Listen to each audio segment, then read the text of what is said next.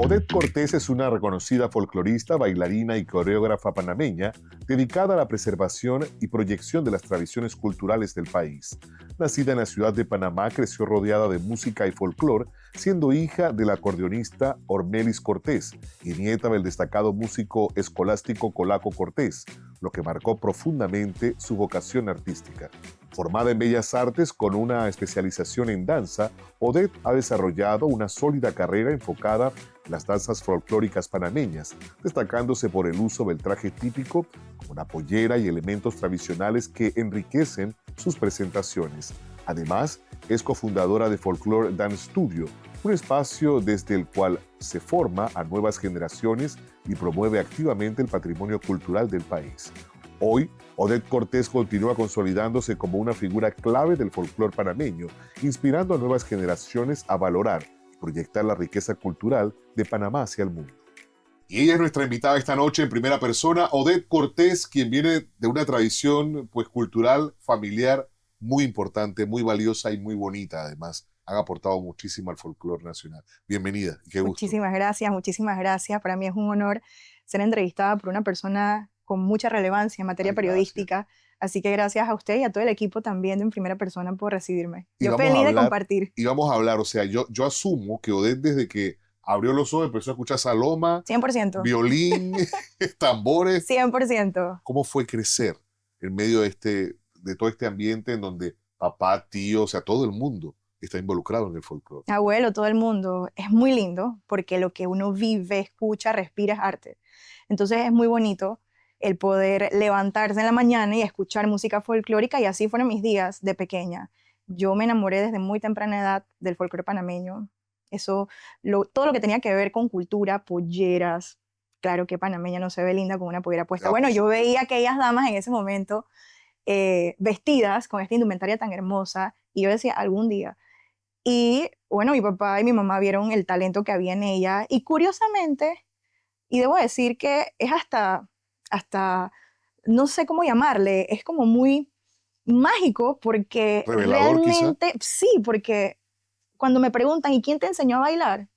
Yo me quedo pensando, yo me acuerdo quiénes fueron mis primeros maestros y me acuerdo de aquellas primeras clases, pero cuando yo llegué al salón de clases ya bailaba. Entonces, eso es algo realmente, yo siempre he dicho, cuando uno viene con el don o el talento como tal, eso es maravilloso y eso viene de arriba. Ahora, ¿tuviste la oportunidad desde siempre de plantear, yo quiero hacer esto? No, eso fue madurando en el proceso del crecimiento. Si bien es cierto, cuando una persona nace con el talento, eso se nota. Claro. Entonces, hay que canalizar ese talento. Yo empecé a recibir clases de ballet, porque por ahí empezamos todo. De hecho, el ballet es la danza madre. Y me inscribieron a la Escuela Nacional de Danzas y ahí empezó ese camino muy pequeñita. Pero ¿qué pasa? Que el ballet es mucha disciplina. O sea, todo lo que implica danza como tal es demasiada disciplina. Y yo tuve como que sí quiero al principio, pero después no. Y en ese que no quiero seguir bailando, me dejaron como que tranquila, pero después ya en la adolescencia, ya un poco más madurita, le digo yo a mi papá y a mi mamá, quiero continuar en la escuela de danza y me volvieron a inscribir. En el mismo ballet. En la misma Escuela Nacional de Danza y ahí continué hasta que me gradué. Entonces, y eso fue muy paralelo a la escuela. La clásica de los padres de familia es que uno tiene que ir bien en la escuela para poder llevar a cabo todas esas actividades extracurriculares.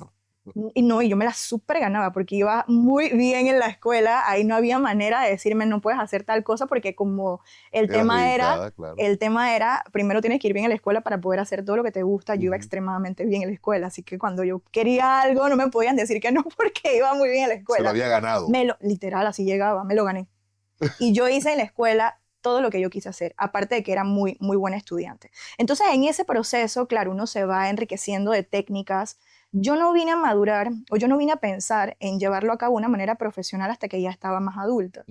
Ya, bueno, el periodo entre la transición entre lo que uno sale de bachiller a la universidad, allí fue como, o sea, fui pensando mucho en hacer de esto mi profesión. Pero bailaste típico en algún momento, o sea, aparte de la danza, sí.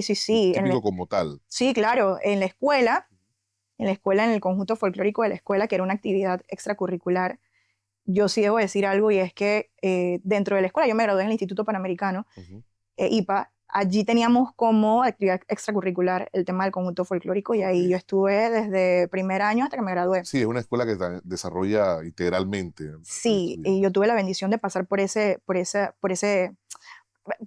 actividad, como bien dice, extracurricular. En paralelo estaba en la Escuela Nacional de Danza y en la Escuela Nacional de Danza también. Folclore era una materia, porque la Escuela Nacional de Danza es una escuela. Y el ballet, la danza moderna, historia de la danza, maquillaje, o sea, son materias. Y a uno lo evalúan y uno saca una nota y uno tiene que hacer exámenes y tal. Claro. Y si uno no pasa, pues no. O sea, Sí, no es pasa, peligroso, ¿no? Exacto. Entonces, yo bailé ya para los 11, 12 años, fui coqueteando con el ballet folclórico de Panamá. Y digo coqueteando porque hasta ese momento era como la mascotita del ballet. Que de hecho yo también crecí allí porque mi papá, Ormelis Cortés, mi tío, Colaquito Cortés, bueno, y mis dos tíos, Colaquito Cortés y Orlando Cortés, ellos eran los músicos, parte de los músicos del ballet de la profesora Petita Escobar, el ballet folclórico de Panamá. Entonces, ellos, como eran de la batería de músicos, y eso también era herencia, porque mi abuelo era músico del ballet folclórico de la profesora Petita Escobar. Entonces, yo iba a los ensayos, cuando ellos ensayaban en el Centro de Convenciones Atlapa, cuando ensayaban en la casa de la profesora Petita, o sea, crecí mucho en ese ambiente. Entonces, cuando ya estaba más en la adolescencia, recuerdo que me llevaron un domingo de ensayo, se ensayaba los domingos, y me acuerdo que la directora, la profesora Leida Escobar, dijo en ese momento, ella baila bastantito. Y ahí empezaron las oportunidades. Desde Entonces siempre estuve muy involucrada en la parte folclórica, pero sí a la vez formándome en el campo de la danza, técnicamente hablando. Ahora, ¿hiciste de ello tu profesión a nivel académico o qué fue lo que ocurrió al momento de tomar una carrera universitaria? Cuando estaba justo en el momento de decidir a qué me iba a dedicar, sí debo decir que ya para ese entonces ya había planteado en mi casa el hecho de que me dejaran estudiar arte, que yo quería, ya sabía que en la Universidad de Panamá había una facultad de Bellas Artes. Aunque debo decir que antes de eso, mi intención era más orientada a aprender a bailar o a dedicarme al flamenco. Entonces yo me veía bailando en España, en una universidad, tomando la carrera como tal. Creía al origen. Bueno, Cortés, por ahí llama. Exacto, definitivamente. Por ahí llama. Pero el detalle es que estas carreras son costosas. Entonces era una realidad. Y como dicen en panameño, no tiene que arruparse hasta donde la manta da. Y obviamente yo no quería dejar de bailar, pero también tenía que ser muy consciente de la realidad. Entonces, sabiendo de que había una facultad en Bellas Artes aquí en Panamá, pues cuando digo en mi casa que me quiero dedicar al arte, eso fue complicado.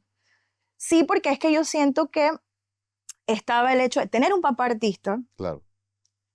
Y que ese papá artista haya hecho carrera en el arte desde muy tempranito, desde muy pequeño, viendo lo que cuesta. Yo siento... Porque la gente reconoce ya después y todo lo demás. Pero claro, porque el éxito viene después a punta de puro trabajo. Así es. Pero en ese momento, y yo me imagino que él en su momento pensó, y mi hija va a pasar mucho páramo, porque el arte es muy duro. Y es verdad, porque también hay que luchar con el tema de los prejuicios sociales, de que del arte no se vive, que esto y aquello. Entonces, yo hoy día ya adulta, yo siento de que, o sea, lo que hubo ahí fue un tema de que, Dios, yo no quiero que ella pase lo que yo pasé. Mi mamá era muy más, pero que ella haga lo que ella desea hacer, que ella estudie. La cosa era estudiar algo, pero yo sí quería dedicarme a la parte del arte. Y él me dice, no, mejor busca otra opción y tal, y que el arte sea como paralelo, como que una segunda opción, pero estudia cualquier otra cosa. Y yo era muy buena estudiante también. O sea, por mi mente pasó a estudiar ingeniería civil, ingeniería informática. Y él habrá visto también toda esa capacidad y dice, no, hombre, mejor que se me vaya por una profesión. Sí, porque es que, claro, yo lo comprendo. Claro. Yo comprendo y sé lo que cuesta. Digo, hoy día sé lo que cuesta. Pero es que uno hace camino al andar. Yo tengo una filosofía y es que la carrera que uno estudie no es lo que lo va a definir a uno, sino el empeño que uno le ponga, la determinación, la disciplina, el compromiso. Hay que sacrificar muchas cosas, sí, pero el éxito viene producto de ese trabajo. Cuando lo haces con pasión, el éxito es inevitable. Vamos a hacer una 100%. pausa. Vamos a hacer una pausa aquí porque le toca entonces a Odette en aquel momento tomar una decisión de hacia qué iba a estudiar. Vamos a enterarnos qué fue lo que hizo al final. ¿Sí el arte u otra cosa? Vamos a regresar de inmediato después de esta pausa junto a Odette Cortés aquí en Primera Persona.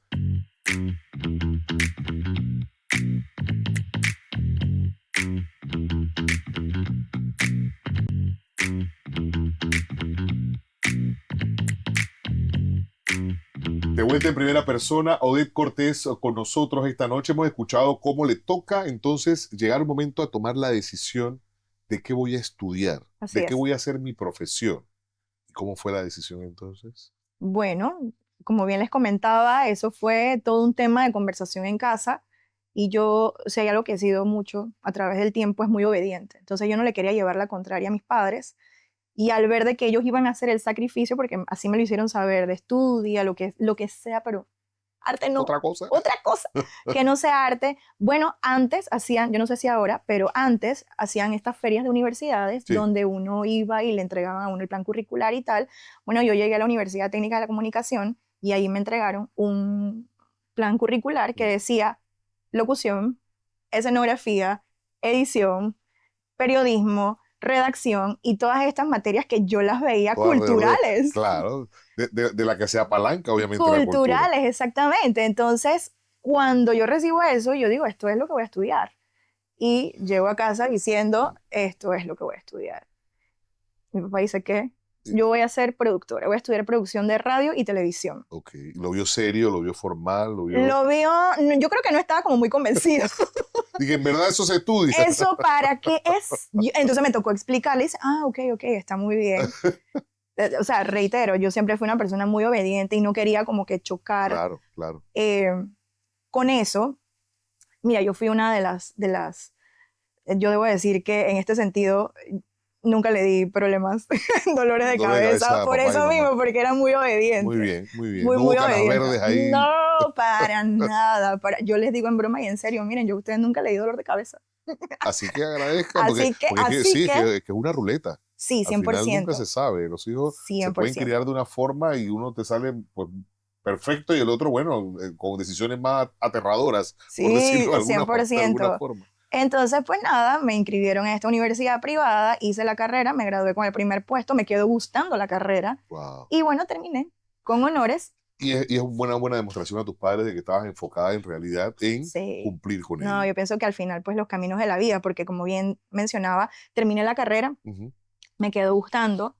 Entonces dije, ahora voy a estudiar lo que quiero estudiar. Me inscribí en la Facultad de Bellas Artes y terminé la Terminando carrera. inmediatamente, o Sí, sea, una inmediatamente. carrera empezaste la otra. Ahora, siempre dicen que lo que más a uno le cuesta es lo que más uno aprecia en Valora, la sí. vida, valora, porque debo decir que la carrera de Bellas Artes sí me costó. Así, No, lo que no me costó en producción, porque yo que estudiaba y hubieses tal, pensado, bueno, yo voy a hacer lo contrario, aquí voy a yo pasear. igual pensaba lo mismo, pero no, fue ¿Qué fue lo más complicado difícil? trabajar y estudiar a la vez, porque como ya había terminado la carrera en producción, empecé a trabajar también, Claro, entonces era muy complicado, porque trabajar en televisión uno tiene sí, horario de los horarios entrada y uno no, no tiene horario de salida, así, de entonces producción sí, es todavía. más complicado. Y yo estuve en todas las áreas prácticamente, yo estuve en cámara, atrás de cámara, en edición, en vivo, siempre oraba para que no me tocara noticias. Nadie quiere trabajar con noticias nunca. Bueno, hoy se están enterando 500 años después de que yo siempre decía, por favor, que no me toque noticias y gracias a Dios, lo más cerquita que estuve de noticias fue Código 4. Ah, Eso fue imagínate. lo más cerquita. Pero estudiar y trabajar era complicado. Entonces, y estuve en varios canales de la ciudad de Panamá y ya la última fase fue radio. Entonces, en radio me permitía estudiar porque estaba nada más en la tarde, Ujú. era bastante flexible el trabajar en radio y estudiar, porque yo estaba en Bellas Artes en la mañana, Ok, pero me tuve que cambiar a la noche, precisamente por el por el trabajo. trabajo. Entonces, ¿qué pasa? Que cuando me cambié a la noche, yo empecé la carrera estudiando danza contemporánea, pero resulta que en la noche ya no había danza contemporánea. ¿Y cómo hiciste? Lo único que había era un énfasis, porque era la parte del énfasis, yo de la especialidad. El Ujú. énfasis que había solo era folclore. Ah, miren, qué coincidencia de la Y vida. yo decía, ya en este punto, o sea, sí, porque ya había pasado mucho tiempo y lo que ya yo quería era terminar, Ok, porque sí, ya había pasado tiempo, pero al cambiarme a la noche fue como que hay que hacer la especialidad, porque ya había, a mí no me gusta decir que perdí, al contrario, yo gané mucho en tema de conocimiento, pero era un año que ya había pasado estudiando una primera especialidad. Al ujú. cambiarme en la noche, obviamente tenía que empezar de cero. Cero. Entonces terminé de una manera muy satisfactoria la carrera, el énfasis en folclore y bueno, gracias a Dios me gradué y como digo, los caminos de la vida. Esta es mi forma de ganarme la vida de una manera correcta y honesta porque producto de eso, de fusionar todo lo que es el tema de la producción con la parte de la danza, del ser artista, pues hoy en día me permite tener no solamente una oficina de producción, sino también tener un centro de arte en materia de danza. Y pues hacemos Y que producciones de todo fusionan unas tipo. bellezas que yo, Sí. usted, bueno, ahí van a tener oportunidad de ver mientras estamos conversando un poco del trabajo de Folklore Studio, recuérdame Folklore Dance Studio. Folklore Dance Studio. Tema de marketing que les Por puedo favor, decir. hay que mezclar lo de uno con Es lo porque la anglosajón. gente me pregunta, ¿y por qué en inglés? Lo que pasa es No, que porque viajamos mucho. internacional, claro. Sí, entonces ballet folclórico tal, no, Claro. digo, no es que esté mal. Pero la presentación en inglés es Claro, internacional. y eso lo Igual en descubrí, cualquier país. de verdad que eso lo descubrí estando aproximadamente 3 meses en Taiwán. Tuvimos una gira en Taiwán bien larga, y como las presentaciones eran en inglés, o sea, era un poco complicado, cuando conjunto de música folclórica de Panamá, o sea, entonces mejor optamos, yo Al decía, asiático le cuesta. Acá los escuchamos ya cuando ya aprendieron, pero sí, si no lo entonces saben. desde ese momento ese nombre venía rozando ya mi cabeza. Estoy hablando de que esa gira fue en el 2013, si no me equivoco. Y yo decía, si yo llego a tener un grupo, si yo llego a tener un centro de arte, porque no me gusta encasillarlo en academia, ni ballet, ni tal, o sea, no me enredo con los conceptos, sino que centro de arte es abierto y hacemos de todo. Yo decía, se lo voy a poner en inglés por un tema de marketing y porque obviamente la visión era salir del país, por supuesto. Entonces así podemos, digamos, entre comillas, mercadearlo mejor y que las presentaciones pues sean mucho más flexibles. El branding, cuando vamos a hablar de branding, 100%. Pero fíjate, ¿cómo llegaste a hacer lo que querías en realidad? Eso, o sea, como dicen, lo que está para ti, nadie te lo quita, como dice la canción. Vamos a esta última pausa, Odette, porque quiero hablar ahora pues de la agrupación. Me acabas de decir el concepto, ¿cómo le llamamos? Es un centro de arte. El centro de danzas. Vamos a hablar del centro de danzas, porque yo he tenido la oportunidad de ver el espectáculo que montan y es una cosa impresionante. Te da orgullo ser panameño, además, y ser latino dentro de todo. Vamos a la pausa y regresamos ya en la recta final de esta conversación junto a Odette Cortés aquí en Primera Paso.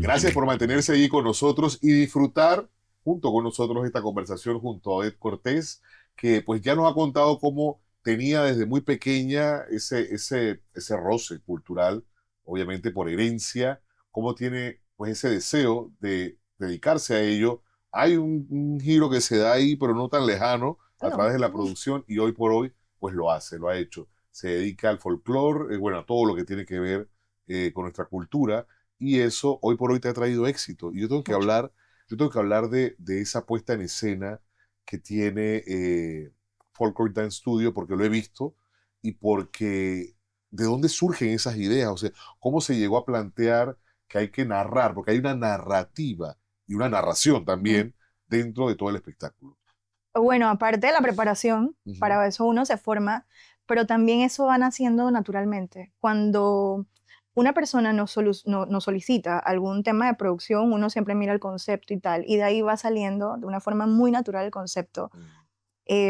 No tengo una fórmula, quisiera decir que sí, pero en realidad no la tengo porque eso va fluyendo en el camino. Ahora, si uno se empodera de sus herramientas técnicas y tal para poder contar estas historias y que tenga una coherencia. Para mí muy importante de una producción cultural, sobre todo porque es lo que trabajo hoy día, es que tenga algo que contar. Y que cuando las personas vean esa producción se sientan identificadas.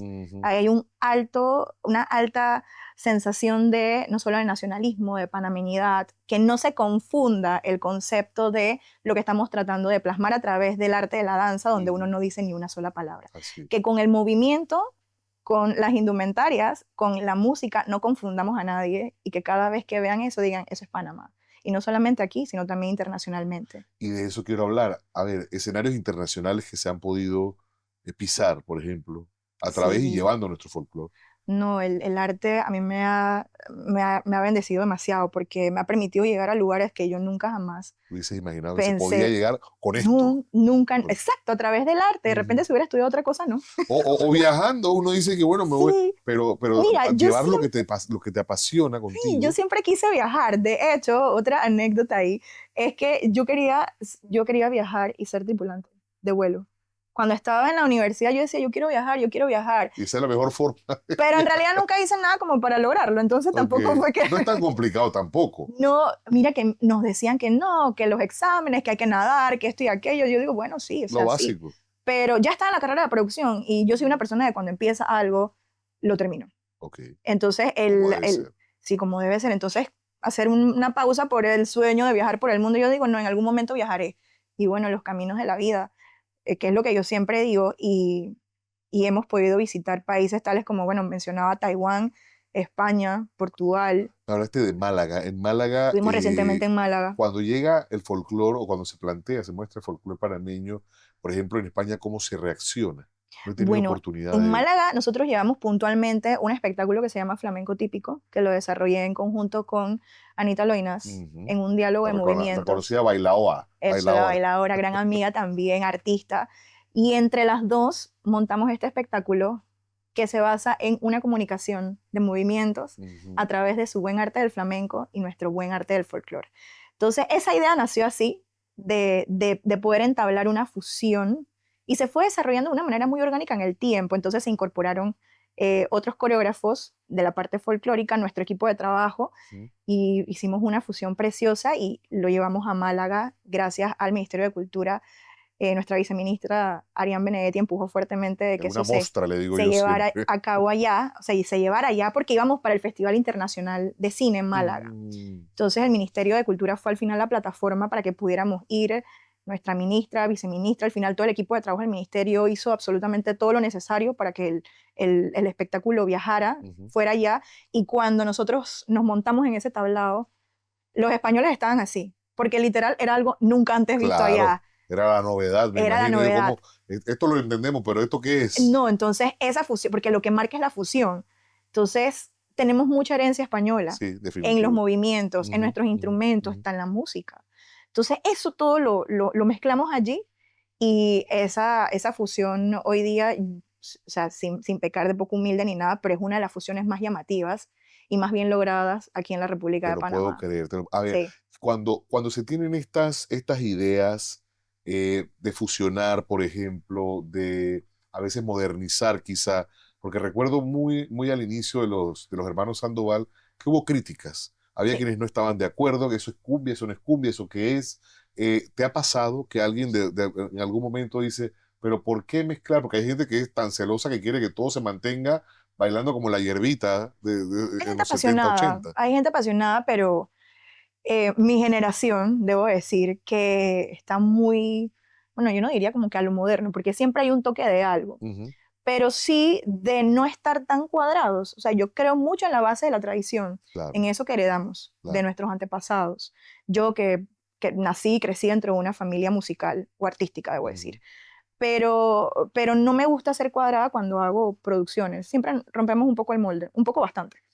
El Sí, molde, el molde. Y esas cosas, puede pasar dos cosas, que a la gente le guste o que a la gente no le guste. Al final el público es el generalmente termómetro. gusta, Sí, porque, ahí nos porque damos lo cuenta. diferente, lo actual, sobre Sí, todo, es reconocido. sí. Y como siempre digo, hoy día tenemos las plataformas de las redes sociales. Ujú. Si de 100 comentarios, uno o dos son negativos, el proyecto caló. Sigámoslo Exacto. haciendo. Si hacemos un proyecto y no gusta, bueno, definitivamente eso nos hace más. Ujú. Porque tampoco es que a través del camino ha Sí, sido todo perfecto. claro, O me sea, han imagino. habido proyectos y han habido proyectos. Y otra cosa que también debo decir es que el tener esas herramientas para poder identificar, y esa es otra de mis carreras, yo cuando terminé eh, de producción, mi siguiente maestría, mi siguiente campo laboral en paralelo con la facultad, con danza, fue una maestría en gerencia de proyectos. Entonces, es que yo estudiaba casi toda la vez.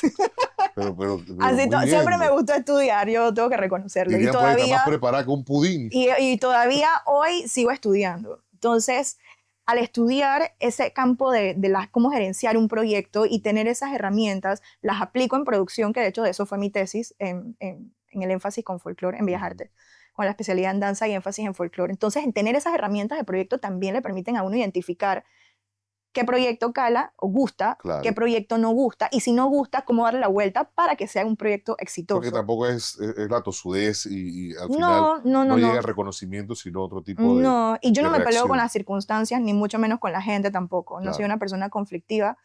Entonces, escucho muy bien el tema de las críticas, porque así sean críticas destructivas, uno tiene que aprender a clasificar. Sí, sí. Uno clasifica, porque de repente eso negativo hay un trasfondo que me puede ayudar, me Una puede servir. sugerencia, un Claro, aporte. claro que hay gente que es muy cruel. Yo pienso que el hecho de que la parte de la dirección artística y sobre todo en materia folclórica es muy dominada por los caballeros. El que hay una figura femenina ahorita haciendo grandes producciones, grandes proyectos. O sea, y digo, y no También soy la tendrá, única tampoco, pero es claro. que es como si de 10, o sea, que 20 caballeros, 2 damas. O sea, me explico. Es como que, ay, llegó la directora. Pero al final, pues, esto es producto de mucho tiempo de estudio, Ujú. de mucho tiempo también de ensayo y error, de hacer un camino con base en muchas lecciones aprendidas y por supuesto que eso es lo que nos tiene hoy en día aquí. Y al final profesional igual que cualquier otra persona, Sí. independientemente del género. Aunque tú Ujú. no lo creas, el tiempo se nos acabó. Pero yo me he disfrutado mucho esta conversación. Antes de finalizar, 3 palabras que te definen. Perseverante, disciplinada y muy responsable. Excelente, y con eso tiene el éxito. Así Muchísimas es. gracias, Odette, por acompañarnos. Para mí un placer y como siempre también a ustedes, gracias por acompañarnos en Gracias. este espacio y este contenido lo pueden ver las veces que quieran también a través de la plataforma YouTube de Hispania Media TV. Hasta la próxima.